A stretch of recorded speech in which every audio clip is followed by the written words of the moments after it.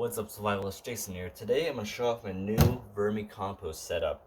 This is a Vermi hut. There's like 5 trays to work with, and I got this from a Facebook Marketplace little deal. So I got it for all 30 bucks. Got this, including 8 of these grow bags. So definitely use these for possibly even tomatoes, jalapeno plants, or maybe even potatoes. So didn't come with any worms, but I happened to find some actual earthworms from the garden bed, and I may just put some inside of here. See how well these guys do inside of this little bin. So you can see, got the lid right here, plenty of ventilation. Where to find some worms? I got some Uncle Jim's Worm Farm user manual. So VermiTek Vermihut Plus Worm bin is what this one is. It's just a simple little magnet showing what could go inside these. So 5 trays. That's where the worms reside. So maybe just start off with the first one up top here. As you can see, it's been used, but it's alright. Still got some stuff to leave with the worms. Right here, we've got the leachate little trap. So this is where you drain it off, use this cup to collect all the leachate that collects right here. This is something you have to take out regularly because the worms can't really live inside of their own little leachate that they create from there. It's just basically just like water mixed in with the all their worm castings that they make inside of here. So a nice little drain area, plenty of ventilation for all this to work. So I'm gonna first start out with 1 tray, and I have some paper products inside of here, just some simple napkins and paper towels, a little cardboard insert, and of course used coffee grounds, so definitely use that inside there. I don't have too much of just actual food for them right now because we haven't been collecting. I actually put it into like an actual compost little pile over there. See if there's anything on there. I haven't watered that one, and it actually just kind of clumped up into this mess, but I bet the worms would really love that. So I'm gonna put that inside of there, maybe put some dirt over the top of it. I may just put these napkins on top of it to prevent a lot of the dirt from falling through these holes, just to give it a little bit more of a base before I put all these back in there or into there.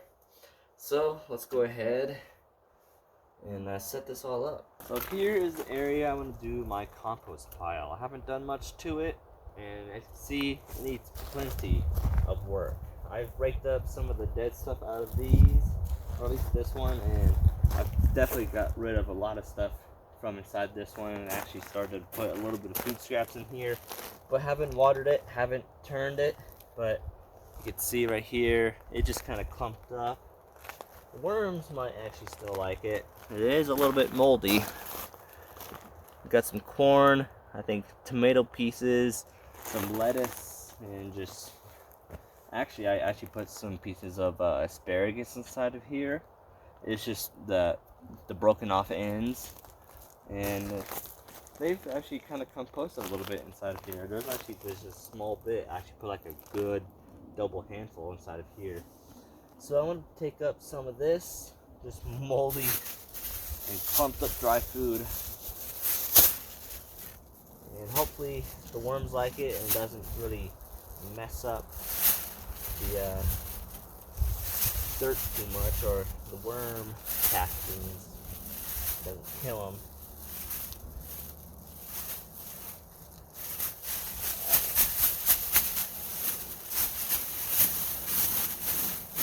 And I may actually put a little bit of dirt in there too.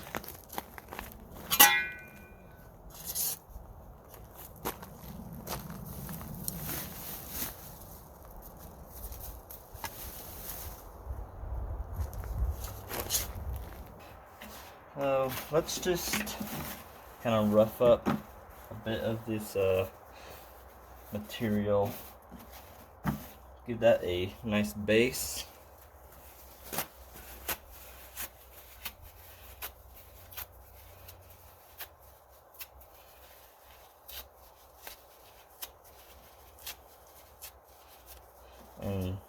I could do all this stuff from what I gather from my house. I don't necessarily need to go out and purposely waste some stuff.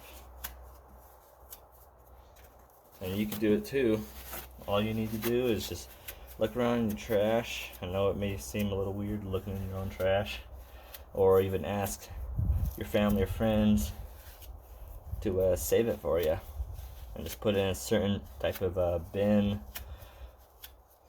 to actually save it all. Now, sometimes definitely gotta watch out if this has any glue on it, but it looks like it's just regular cardboard stuff. And the worms do like cardboard and papery stuff, so they eat right through it. Tried it before when I lived down in the valley of Arizona, and that stuff just pretty much disappeared. But you got to balance it out with green stuff.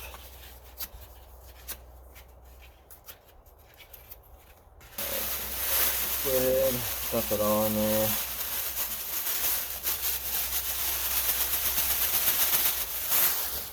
I only have 4 of these worms in here. Alright, I have to add a secret ingredient. Worms love coffee grounds. They gotta be used coffee grounds or it won't really work. And the best thing about filters too, you could literally use the filters as a paper piece in there, and you'll still process it through.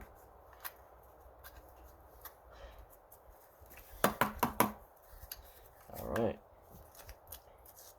let's go ahead and grab a little bit more dirt. Grab a little bit more. Went underneath a juniper tree and found all this rich decomposing stuff right here, so hopefully they'll like that.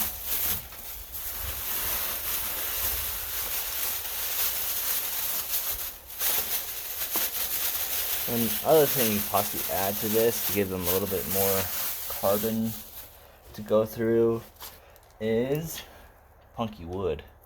So definitely kind of break that up in there. Definitely have plenty of punky wood out back. Let's go ahead, put this in there.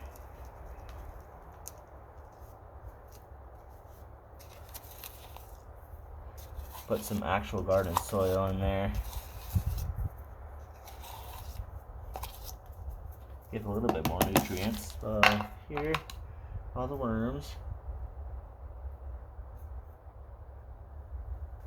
Some natural earthworms. Really lively, still alive. So let's go ahead, put them in the middle. I know they'll go through a bunch of this stuff. I'm not sure how long just the 4 of them would do. But that's a nice start, and each time I find an earthworm out there, put them inside of here. I'm not going to take every single one of them.